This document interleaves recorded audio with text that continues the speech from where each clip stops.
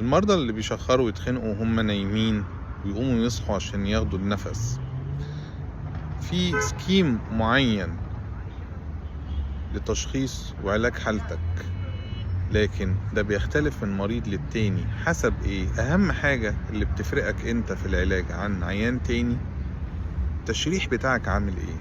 لان مش شرط العيب التشريحي يبقى عند كل الناس كلها.